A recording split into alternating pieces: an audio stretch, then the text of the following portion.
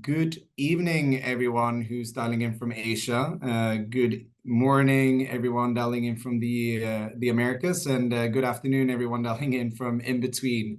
And welcome to today's Tech Talk. My name is Nils Wickman. I'm a current MBA student at INSEAD and president of the AGI at INSEAD Student Club, and I'll be your moderator for today's talk.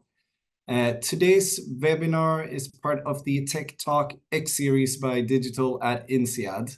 That's a webinar series that is dedicated to exploring new digital technologies, their application, as well as their impact on management, business, and society. If you'd like to know more, please do go and visit our website at Digital at INSEAD. I, for one, are really looking forward to another talk that we have the 31st of January with our very own Professor Miguel Lobo on AI versus human judgment. So if you haven't put that one in your calendar yet, make sure that you do. And so, yeah, before introducing today's speaker, we also should thank our sponsor, Accenture. I'd also like to go through some webinar etiquette. So I'm sure you've all gone through this before, but the webinar is recorded and will be available online after the talk. You'll remain muted throughout the session and video off, and chat function will also be disabled. However, if you do have questions, please do use the Q&A tab. I will bring up all of these questions towards the end of the session and make sure that our speaker can provide us an answer to those. Also, make sure that you use the upvote buttons under the Q&A tab if you see a question that's already been asked, but you would like it to be answered as well, because I'll sort of sort the questions by popularity. Right. So it's my immense pleasure to introduce you to our main presenter of today, Professor Dan Iancu. Dan is an associate professor of operations, information, and technology at Stanford Graduate Business or School of Business, and his research and teaching interests are related to responsible analytics and AI with applications in global supply chain management, fintech, and healthcare. Although he's based in California, Professor Iancu has actually spent 3 years visiting INSEAD between 2019 to 2022, where he taught a new class in responsible analytics and AI, and has also started several new research projects supported by INSEAD's Hoffman Institute for Business and Society, including some that I believe are quite relevant to today's talk. So without further ado, over to you, Dan. First, thank you very much, Niels, for the wonderful introduction, and thank you, Digital INSEAD, for the invitation to give a quick webinar. It's always fun to return to INSEAD, even if digitally. Let me quickly share my screen. Hopefully, we'll not have any technological issues. Okay. So I'd like to focus today's webinar on a topic that's been near and dear to me and on which I've done a lot of work during the past few years. And this is related to analytics, using analytics in furthering both the livelihoods of smallholder farmers as well as the ecosystems that are involving them, particularly conservation, forest conservation, and how that arises in agricultural value chains. So just to frame a little bit the mindset, let me say a few things about what I mean by the first mile in the agricultural value chain. So here, I want you to think for a moment about the millions of smallholder farmers who are really living in developing economies for the most part, hundreds of millions of households that are producing many of the food calories that are consumed all around the world. It's estimated that as much as 50% of the food's calories are produced on these kind of smallholder farms. And these are small plots, so they're operating with, anywhere around 2 hectares of land. And they're usually operating under very informal means. They're part of value chains, but they are at a very informal first mile of the value chain. Usually no written contracts, primarily word of mouth processes. There's very little standardization or digitization. There's also not much oversight. They're also faced with dire circumstances in production, a lot of constraints. of financial nature, operational, usually very inefficient production. They're not using the latest seeds, the latest technologies, limited access to fertilizer, to credit, to markets. The prices that they get for their produce are often very, very low. So poverty is sort of more or less the norm in these kind of settings. And if you look at the value that accrues to these smallholders out of the final value of a product that gets sold, say in a developing economy, it's usually very, very small. It's infimo. And driven by poverty, they're also relying often on actions that have severe social and environmental consequences. And here we're looking very often at this kind of very vicious circle, because some of these actions that are taken are actually the ones that are also keeping them out of formal value chains. And it's just a vicious circle and a negative feedback loop. Now, one of these actions that I'm going to talk about a bit for the rest of the webinar today really is focused on deforestation. So tropical deforestation is driven by many different factors, but agricultural expansion, in no small part by smallholders, is actually one of the main drivers. And of course, tropical deforestation has many negative consequences. So we're looking at around 15% of global greenhouse gas emissions, depending on various estimates, anywhere from 15 to 20%. Significant loss of biodiversity, because many of the forests that are actually burned down are tropical forests that are home to many, many of the species, like orangutan in this picture, or the Sumatran tiger, or elephants, and many, many bird species. So a lot of loss of biodiversity, a lot of soil erosion, and this kind of tropical deforestation is, again, in no small part produced by agricultural expansion. Now, there's a lot of interest from various parties to improve both the livelihood of smallholder farmers as well as prevent deforestation. And that can take various forms. It can be, so if you think about commodity buyers, say Unilever or Cargill or Procter & Gamble, many of them have made commitments to improve the livelihood of the farmers that are suppliers to their production, as well as to avoid deforestation in their own supply chains. At the same time, there are many international parties, think the Amazons of the world or the Microsofts of the world, so including large tech companies, but broadly, many companies around the world that are purchasing offsets, carbon offsets, that are supposed to be aimed at preventing deforestation and supporting projects by smallholders. Similarly, there are many governmental agencies and regulatory bodies that are taking an interest in preventing deforestation and helping smallholders. If you think about the many payments for ecosystem services schemes that have been designed and implemented in Costa Rica, Ecuador, several countries around the world, you think about the European Union's recent attempt to prevent products that are coming from deforested lands, deforested supply chains, entering the European markets. You can think about the United Nations and the Sustainable Development Goals, many of which are aligned with this dual mission of improving farmer livelihood and avoiding deforestation, as well as numerous NGOs out there. So there are a lot of different parties that are trying to do something to help the conditions. At the same time, it's fair to admit that although there's been progress, it hasn't been as much as we've been hoping for. So there's a recognition that new solutions are needed, and I have here a reference to a study by the World Wildlife Fund that discusses the new deforestation fronts, new and old. And unfortunately, there's a recognition that the responses to deforestation, which include a variety of means, all responses still struggle to some extent. And there's a need to tailor the responses to specific context, to the individual conditions, to also balance between the stringency of the requirements and inclusivity. So it's very, very difficult to come up with a one-size-fits-all solution. And designing a perfect solution is very, very challenging, as I'm going to talk about shortly. So there's a need, although there's been progress, there's a need for much, much more work in this arena. And I'll talk a bit about our own involvement. And here, really, I'm just scratching the surface. I'll describe a few different projects that we've dealt with.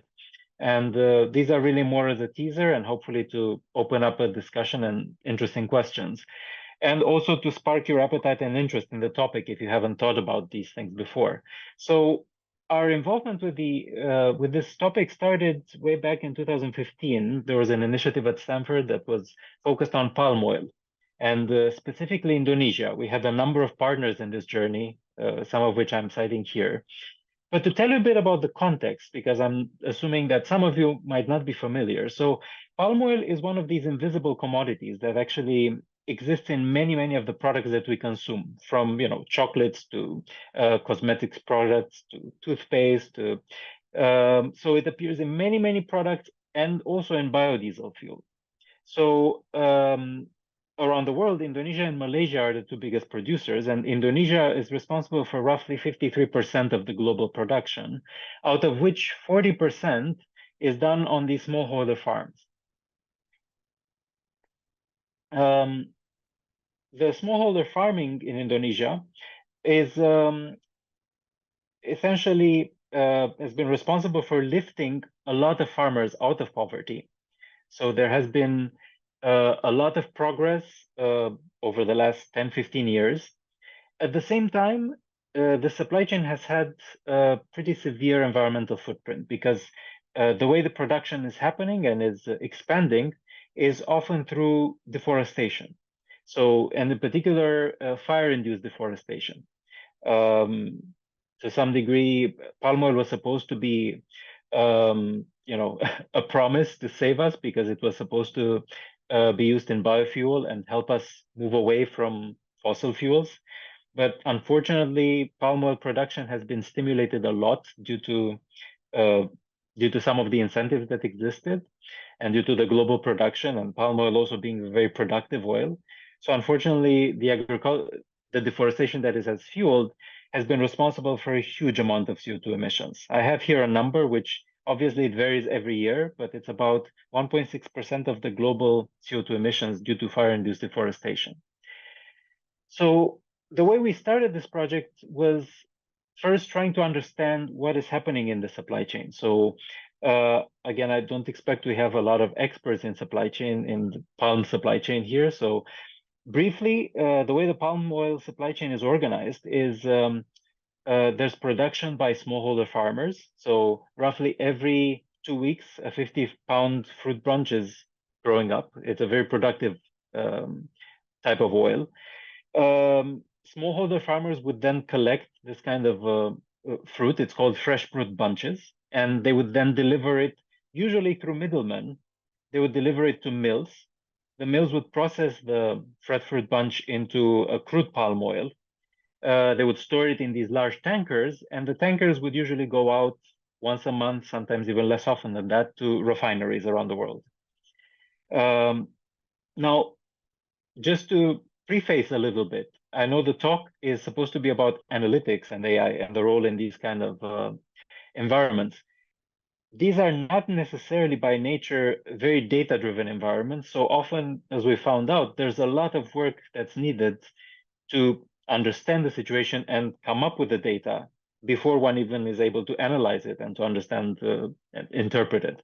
In our case, that involved a lot of field work. So one of my former students, Joanne Zegger, actually traveled substantially to Indonesia and did field work in several sites in Kalimantan as well as in Sumatra, and a lot of interviews and surveys with all the participants in the value chain, from farmers to middlemen to mills and intermediaries.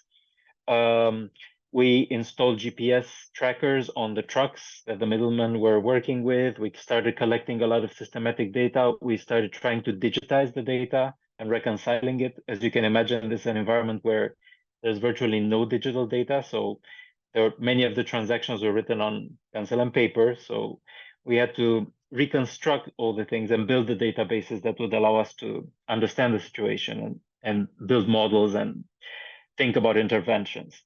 So a lot of work that has gone into that, and a lot of learnings. And what kind of learnings? There were several emerging issues that were coming up from our fieldwork. For instance, one issue that many farmers were bringing up was the issue of delayed payments. The way things work in palm is that farmers would usually deliver quite often to mills. So fruit is delivered to mills usually on a daily basis. But mills are very often cash constrained, so they would not be able to pay farmers in cash. Instead, the mills would actually get paid whenever they would deliver to refineries.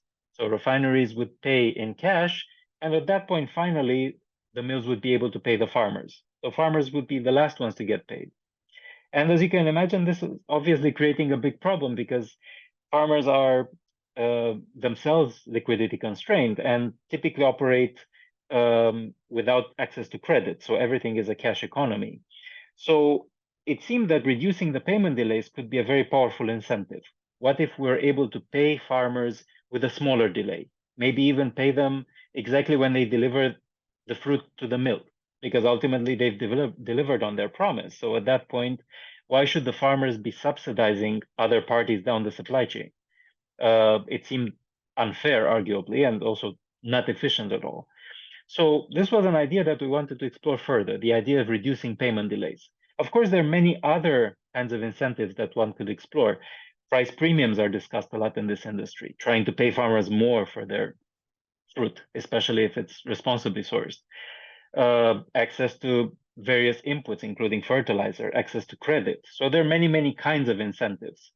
We focus for a moment on understanding payment delays because this was something that was repeated time and again in our field sites.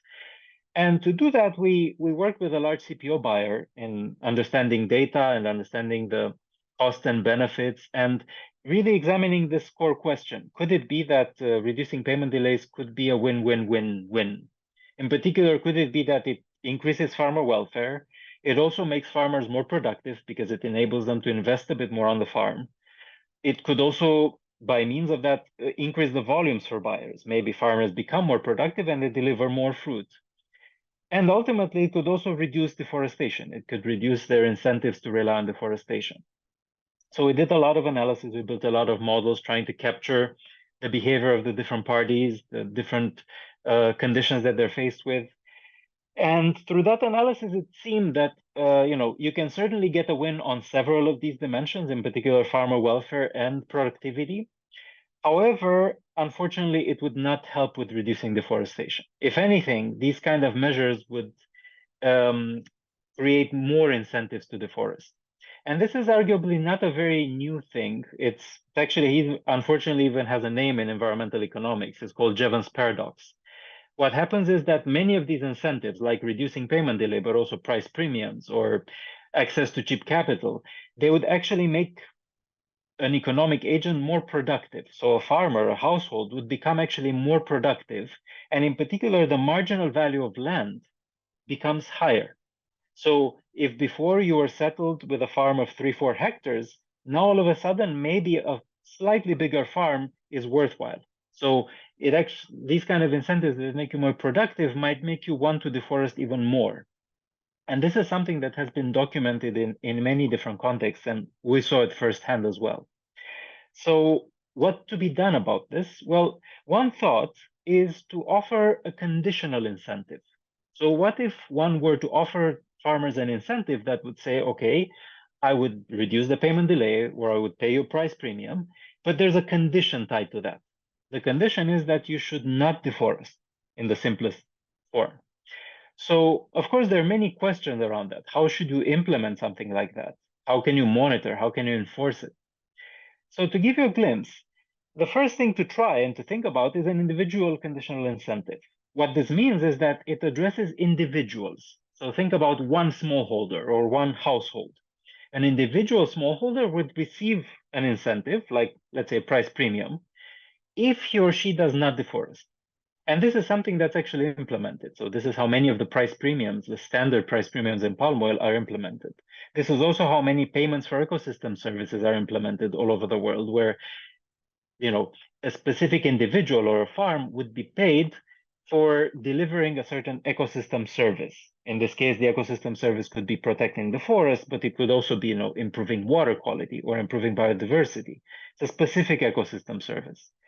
So with this kind of individual implementation, when you offer the incentive to one party, there are a lot of challenges. So one challenge is that the incentive itself, it will not be tailored to the individual. It's very, very hard to come up with customized incentives. Usually there's a one size fits all. And because of that, this kind of incentive will likely be both inefficient and inequitable. And on top of that, there are also many implementation challenges. Now, just to give you a glimpse and to kind of drill the idea down, in our context, we actually consider this incentive, which is to pay a premium of $30 per ton of fresh fruit bunch, if a specific farmer does in the forest. So we looked at the data. This is, by the way, an incentive that's very close to the current price premium that's offered under the RSPO standard. It's sort of the upper level of that premium. So in our data, consisting of about 58 villages in East Kalimantan in Indonesia, if we looked at this incentive, we have to estimate, how many farmers would actually want this incentive. And for that, we have to understand also how much farmers would value deforestation. So we had to build a fairly complex model to understand what would be the farmer's income if they were to engage in deforestation.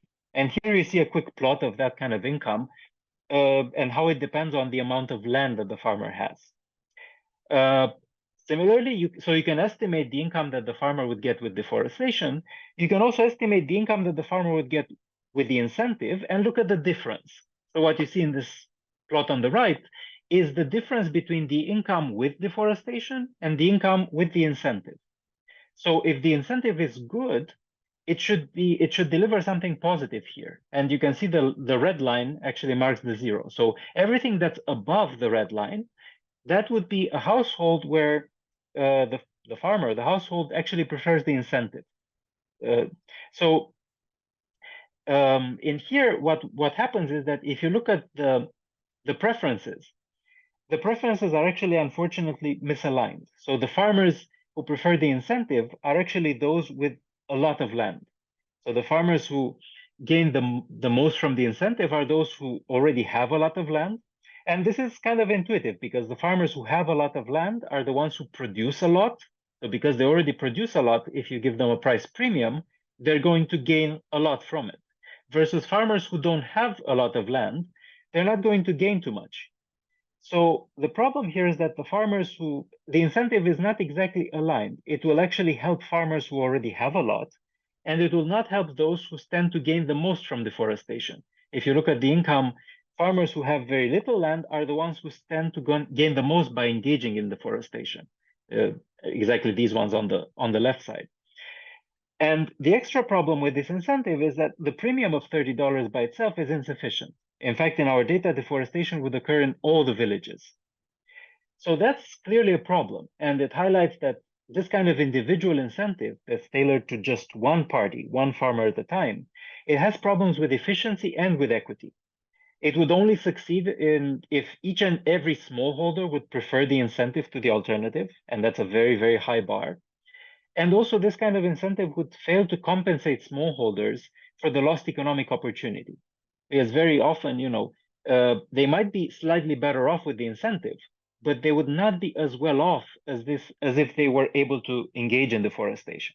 And often that's a problem because by forcing someone or by, not allowing them to engage in deforestation, you are essentially taking away an economic opportunity, which for many of those smallholder farmers is critical in developing economies. And it's sort of improper for us to say, well, you should not be engaging in deforestation unless we offer a viable alternative. So these are two problems that do occur with these kind of conditional incentives implemented at an individual basis. So an alternative that we started thinking about is, instead of an individual incentive, actually, before I go to discuss the alternative, let me mention one additional challenge. So an additional challenge of the individual incentive is that it actually faces implementation challenges. If you look at the Indonesian palm oil supply chain, there are tens of thousands of farmers who are basically providing input for one mill, and that one mill is providing crude palm oil to one refinery. So if you think about what it would take to implement at an individual basis, you would have to map out the farms of each and every one of these suppliers, and monitor that farm, presumably using GIS or remote sensing. That is possible, but it is still very, very costly and is very tedious. So implementation challenges are both in terms of cost and also in terms, this would not deliver actual traceability. What do I mean by that? Well, you would only be able to monitor the plots that you know about. And a farmer, in principle, could always sell more in your supply chain under the guise of improved productivity, but really that fruit could come from a deforested plot that maybe either that farmer has or maybe some neighbor has somewhere else. So it's very, very hard to actually get true traceability with this kind of incentive. And an additional challenge is that the strict nature of the incentive, because we usually talk about no deforestation. So you would receive an incentive if there's no deforestation. The moment deforestation happens, the smallholder would lose the incentive. So that becomes very, very tricky if you think about a fire-induced deforestation, where maybe the fire was started by someone else and it spread, and that the smallholder was also impacted, but it was not really his fault. So, and this kind of situation does happen often. There might be outsiders, entrants, who start a fire and the fire spreads. And once that violation occurs, the smallholders are excluded from the supply chain. So we have to think about how to address these kind of implementation challenges. And one observation and one proposal from our work was to think about communities. So instead of thinking about individuals, what if we worked with communities? And there are many reasons for that. Communities of smallholders are actually able to cooperate. And we've seen that across many different settings. They can cooperate to share labor, to help each other, whether in harvesting or planting. They can share goods. They can share various services. We've seen that both in Indonesia as well as in Thailand. In Indonesia, actually, what has been seen is that smallholders can even form small patrols that would actually go around and look for fires and collaborate to put out fires before they expand too much. And additionally, well-organized groups of smallholders could also block production on the deforested land. So imagine that there is some accidental deforestation that happens.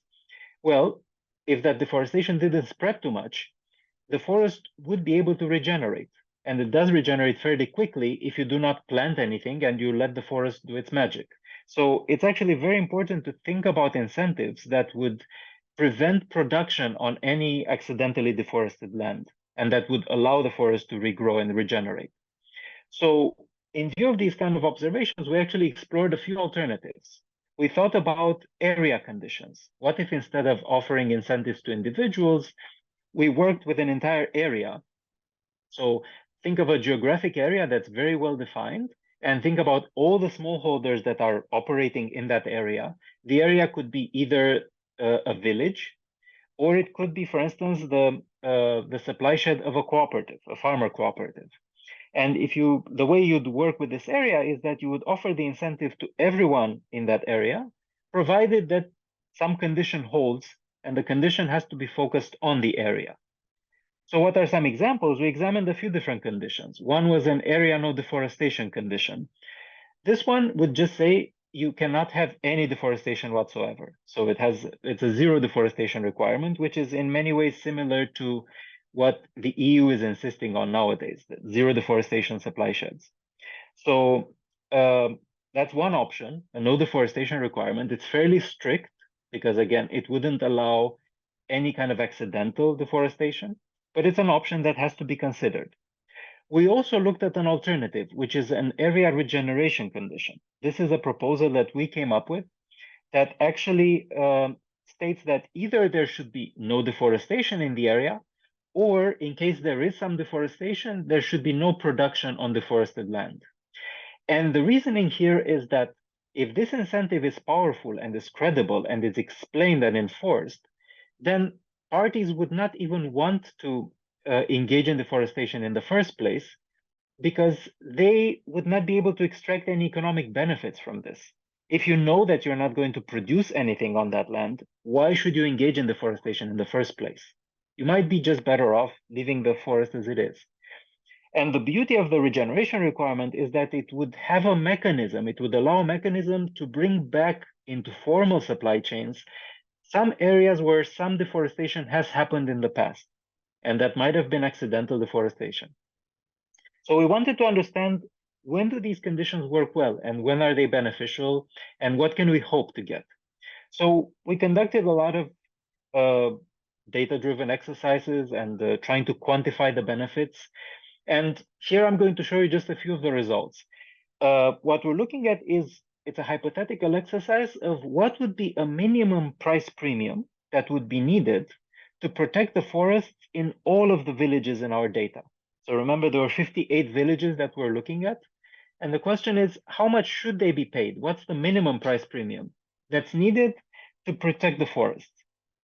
And if you look at that value, under an individual incentive, it's very, very high. In many villages, it could be as high as thousands of dollars, whereas the current price premium is in the neighborhood of $30. So individual incentives are really ineffective. However, if you look at an area condition, whether it's an area regeneration or an area no deforestation condition, and under some assumptions of the level of cooperation that the farmers would be able to maintain locally, you can actually get this to work with much, much lower price premiums. You can see just from the colors that the price premiums are in the vicinity of a few hundreds of dollars. So with area conditions, price premiums of even less than $250 could protect most villages in the data. So there's real benefit in considering these kind of area conditions, which are also easier to implement, because all you would have to do is monitor with satellite technology or other GIS or remote sensing tools. You would just have to monitor the area that is a well-defined area that surrounds a village or a cooperative.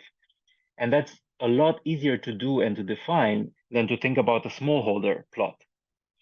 So some of the findings, these area conditions can work really well with imperfect incentives. Imperfect incentives meaning incentives that would not work for each and every individual, but they would work for a collection of individuals. That is, in some sense, the beauty of an area condition, that all it requires is that for the incentive should work well for all of the individuals as a community. And then under the right conditions, the individuals would actually share the benefits and share the gains. So our work kind of looks at a few different issues, not just deforestation. We also want to understand, when is it that these incentives would be able to achieve compensation? And what do I mean by compensation? Compensate the locals for their missed deforestation opportunity. This has to do again with what I was mentioning earlier about the incentive being powerful enough and providing enough so that the farmer would be at least as well off as if they had engaged in deforestation. So the incentive would actually reward them enough. And these two conditions don't necessarily come at the same time. So preventing deforestation and achieving compensation, if you insist on both of these, you probably need stronger incentives. But our work shows that the choice of incentive, sometimes the regeneration condition is better, sometimes the no deforestation condition is better. And both of these tend to work much better than individual implementations, and they require much lower price premiums. And right now, we're actually in the process of pursuing a field implementation with partners in Indonesia and Thailand. Now, switching gears a little bit, because I realize that I want to leave enough time for questions, just to tell you a little bit more about some other kinds of projects that we've engaged with. Remaining in the Indonesian context and palm oil, another thing that we realized is very important is to build a better connection between smallholders and mills. So that first mile of the supply chain, as I mentioned earlier, is very informal, and very often smallholders, farmers, would prefer to sell through intermediaries rather than sell directly to a mill, because the mill is paying them with these delays, whereas the intermediary might actually pay them immediately, but of course they would pay them a much lower price. So a lot of the selling happens through these intermediaries who are, on the one hand, they're delivering a valuable service because they are the ones who have trucks and are able to pick up the fruit from farmers. But at the same time, they are also destroying some of the value because they're offering farmers smaller prices. So the question that we're exploring is how to build a matching and payment platform that would connect intermediaries with smallholders. Intermediaries often drive with empty trucks, and they also have large costs in terms of maintenance and fuel. The roads in Indonesia are very, very bad for a good part of the year. And very often, farmer fruits go to waste. There are a lot of inefficiencies in that first mile. So there's hope that if we build an electronic marketplace, a platform that would work with data that's collected in real time on the availability of fruit, as well as the availability of intermediaries with trucks who would be able to carry that fruit, this kind of marketplace would be able to both reduce costs and improve efficiency, but it would also increase traceability because we would be able to know exactly which transactions are happening, and the platform would try to induce more transactions to happen rather than allow them to happen informally. And it could also increase fairness and increase the farmer's share of the profits because the platform would be the one that is managing all the payments. The platform would be deciding how much the middlemen are getting paid for the service and how much the farmers are getting paid for the fruit. And of course, this is a non-trivial task for many reasons. This is unlike other platforms that you might be familiar with in ride sharing or in food delivery. These kind of platforms have to satisfy special conditions to ensure that transactions happen through the platform as opposed to through informal means. So stability is very important and the incentives are very important. So we've worked a lot with developed a suite of analytics tools using data and various OR and Google tools that would come up with the best match. And we found that you can actually improve efficiency substantially, and you can also make sure that the value is distributed more fairly among the different market participants. Changing topics slightly, but just to give another instance of smallholder farming and issues of social and environmental sustainability. There's a separate project that we started in Ghana and Ivory Coast in collaboration with the International Cocoa Initiative, which is an NGO that is primarily focused on the cocoa industry and particularly child labor. Child labor, unfortunately, is a big issue. So a lot of production of cocoa happens on smallholder farms. And if you look at the total value that those smallholder farms get is about 6% of a 130 billion industry. And unfortunately, again, child labor is something that happens. Child labor as well as deforestation. But in this project, we're looking more closely at child labor. There are millions of children who are involved in hazardous labor. So using machetes or carrying heavy weights or dealing with pesticides.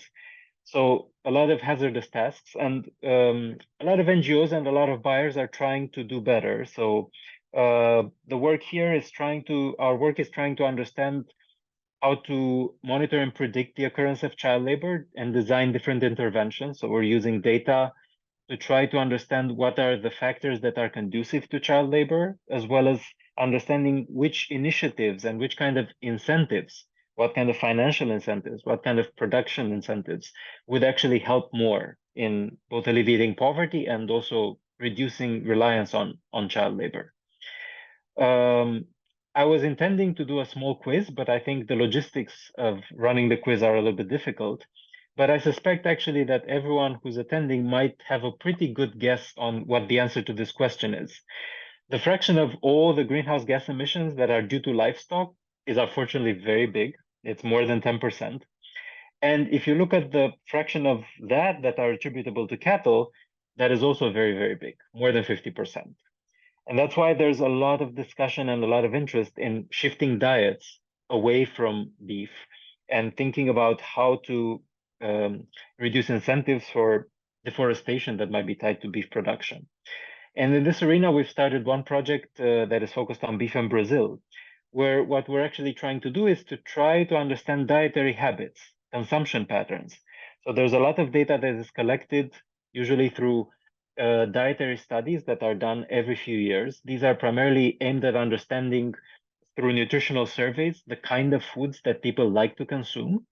And then based on those foods, what we're trying to do is to understand what kind of other foods people might like, depending on what they're already consuming, so that we can recommend beef alternatives and recommend them in a way that is conducive to acceptance. So people are likely to actually want to eat a different diet while also making sure that that alternative diet is sufficiently nutritious and also has a potentially lower CO2 footprint. And this is the kind of study we're using Brazil as a case study, but we're developing really a framework that could be used and directly extended to other geographies and other settings. And lastly, just one more example. This is a very different setting, but it's still very much related to agriculture and food supply chains. And it has to do with the issue of waste. A lot of food waste happens in these kind of agricultural supply chains, and it happens all at various levels of the supply chain. A lot of it happens actually at the end consumer, including in markets like the US, where ironically, there's still a lot of hunger, and at the same time, there's a lot of food waste.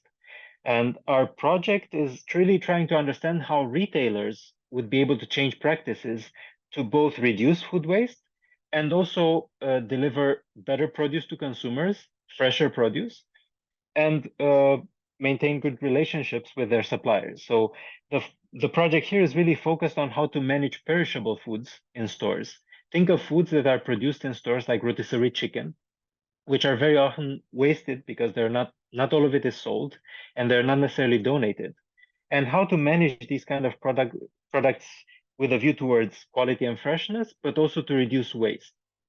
And interestingly, it seems like through a careful management, one can actually deliver fresher produce to the consumers and also reduce waste by using smart data analytics and potentially leaving produce on the shelf for a little bit longer and potentially discounting and offering better prices to induce consumers to buy produce that's a little bit older, but is still perfectly safe to consume. So a lot of interesting data analytics that could be done in that space as well to understand how to reduce waste and more broadly improve food supply chains. So this is really my last slide. I think I hope I've convinced you that there's actually a lot of role for analytics and AI in agricultural value chains, and particularly addressing issues at the very first mile of those supply chains where we have a lot of smallholders. I think it's a perfect test bed for someone who's interested in work that improves not just profits, but also livelihoods and the environment. So there's a lot of benefit in gaining from a rigorous approach that relies on analytics and AI. That's all I prepared for today, so I hope I saved enough time to allow for some interesting questions. I'm going to stop my slides here and pass it over to Niels. Super. Thanks a lot for that, Dan. So yes, we have another 15 to 17 minutes for Q&A session. So please do use the Q&A tab to add some of your questions, and I will pick them up now. Let me begin with one of the questions that came in pretty early on, Dan. I think it relates to sort of the size of the premium that is being paid for the palm oil production. So we have Tim Nippel here asking about how many tons are currently being produced by the villages in East Kalimantan, and what would be the total cost of the suggested $250 premium be? Is that something? That's a very good question. Yeah. Off the top of my head, I would not be able to tell you the exact numbers, but I'm happy to go back to the data and look. I don't think we looked at the exact totals. I think the issue and sort of the broad and robust message was that the premiums that are currently being discussed, with 30 being sort of on the high end of the spectrum, are just insufficient, unfortunately. If we realistically think about the value that smallholders could get by deforesting, those kind of premiums are just not enough.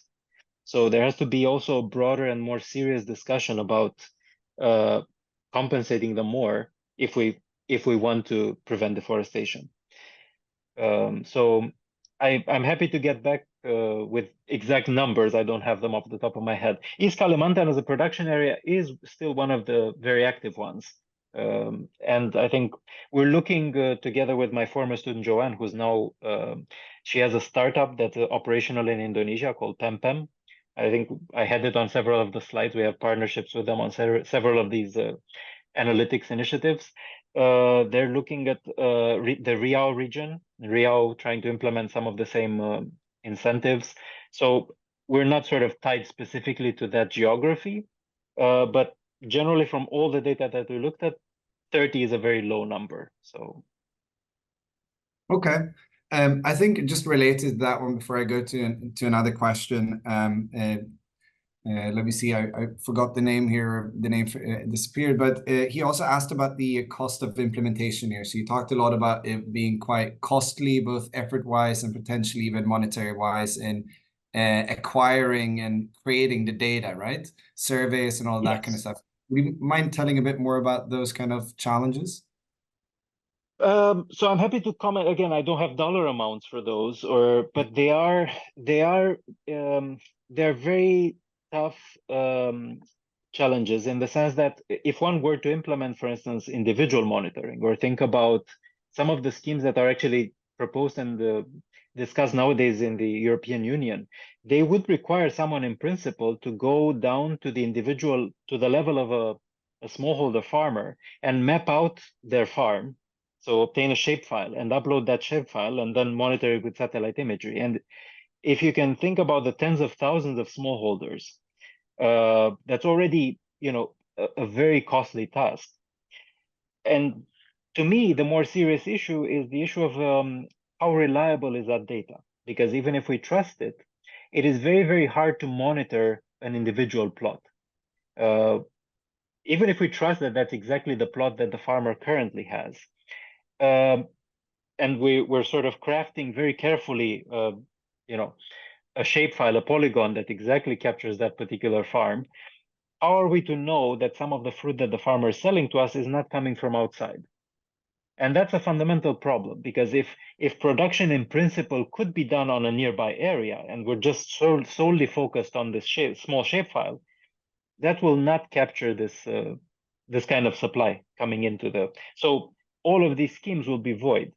That's why I think it's important to take a more landscape approach. And we refer to these area incentives, which really mean don't just think about a single smallholder farm, but think about an entire area that would capture many smallholder farms, as well as, in some sense, all the forest area in which they could credibly engage in deforestation. And as long as you have these areas crafted in a way that covers the whole landscape, so the entire landscape is partitioned into different areas, and there are stakeholders that are monitoring those areas and offering incentives on each of the areas, then you're avoiding this issue of leakage. Leakage is the technical term for what I was describing, but it's a very serious problem. Right. Sort of related to what you're touching upon here, you talk about monitoring, measuring, etc. We have a question here from Oliver Field Johnson, who asks, how can AI be used to measure and monitor efforts to rebuild forest habitats and biodiversity? I think a lot of what we've talked about now seems to be hard-driven problems. How can we bake in AI into this? That's a very good question. So we actually have new technologies. I mean, take for instance just satellite imagery. Satellite imagery has gotten to the point where we have enough resolution so that we can actually detect whether we're looking at a palm plantation or we're looking at first of all, rainforest. That's a pretty big distinction. But even to be able to detect, for instance, what kind of the ways in which a crop is being grown. When you're growing, for instance, cocoa under the sunshade, or you're growing cocoa in agroforestry modes. So the resolution is at the point, the resolution and the tools are at the point where we can actually distinguish what is happening on some of those plots. So that would allow us to monitor, in principle, monitor whether regeneration is happening. And of course, this could be complemented with other kind of data that would come through various more sort of localized remote sensing techniques. Think about drones, think about including monitoring that gets done. AI is very good at sort of, all you need is just pictures, and then a good AI software image recognition tools would be able to parse and um, tell you what exactly is happening in the landscape. So as long as you can obtain high resolution imagery or video from drones, for instance, you can get a very good understanding of what's going on. So in principle, there could be a number of different techniques, and people are talking about all of these. Cell phones, using cell phones to take pictures and essentially for various means. That could be used for monitoring, but it could be used also to detect the occurrence of specific diseases and to recommend when farmers should be applying certain things. Just last week, I was in Indonesia working with some researchers from IPB, which is the biggest agricultural institute in Indonesia. They have some very interesting projects that are focused on precision agriculture, fertilizer application.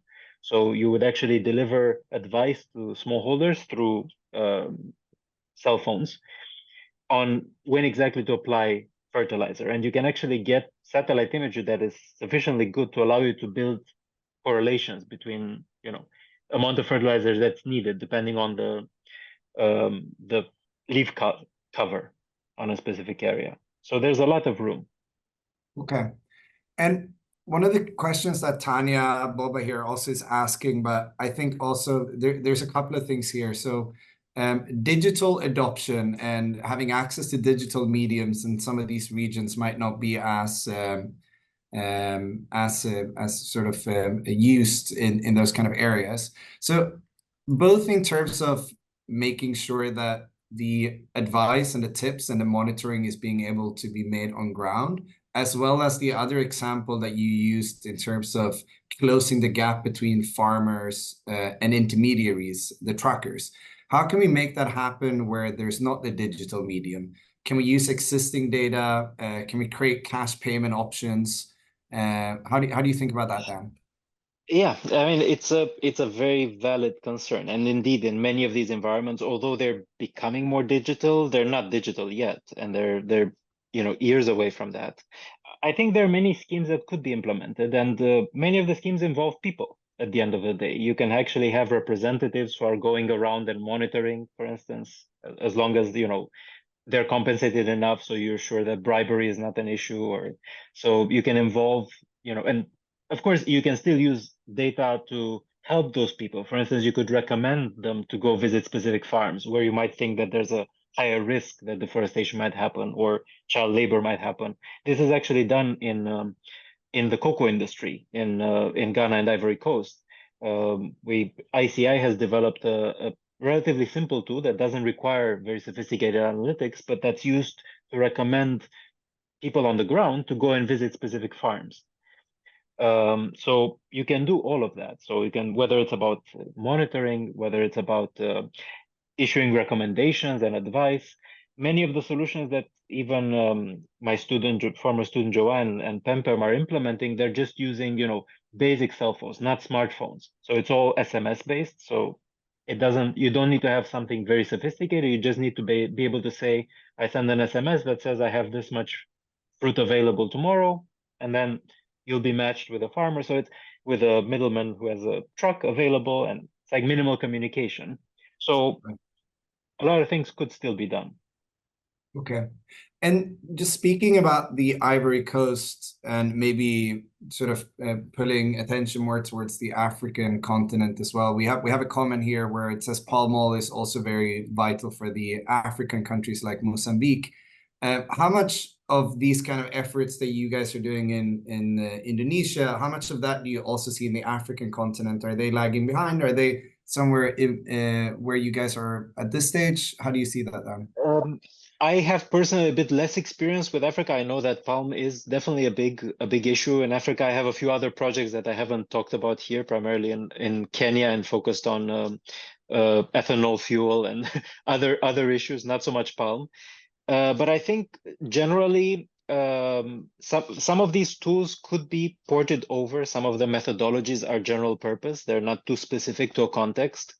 It's just about setting up the right collaborations on the ground. And as we found out time and again, that requires a lot of effort. So with the right partnerships, I think we can definitely port things over.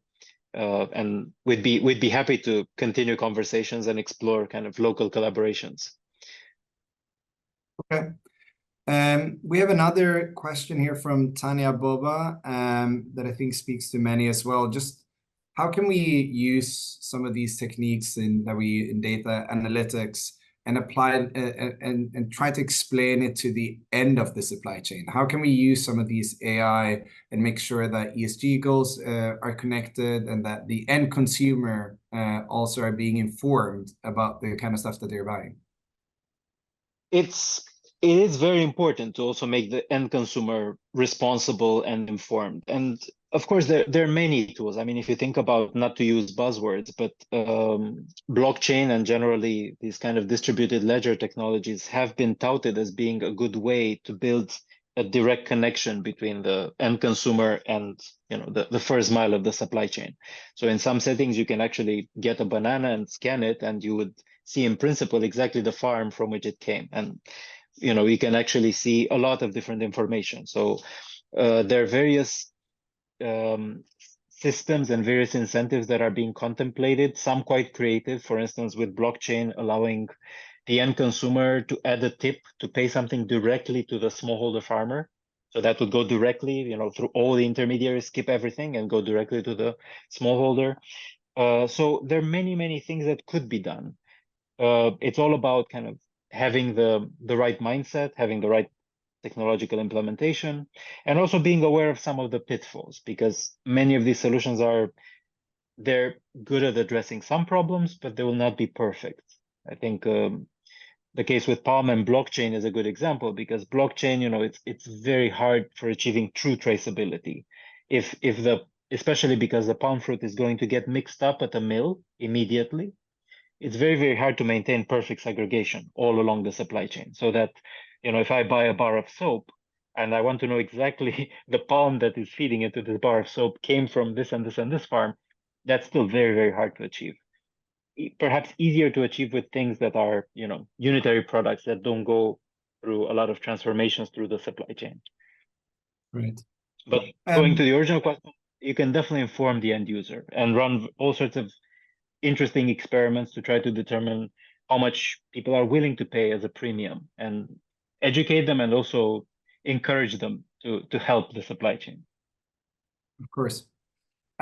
Sort of going back to the data question, we're getting quite a bit of questions around both the efficiency and efficacy of satellite images. How much of the actual data that you require for something like this can we get from a satellite, and how much of it needs to come from the ground?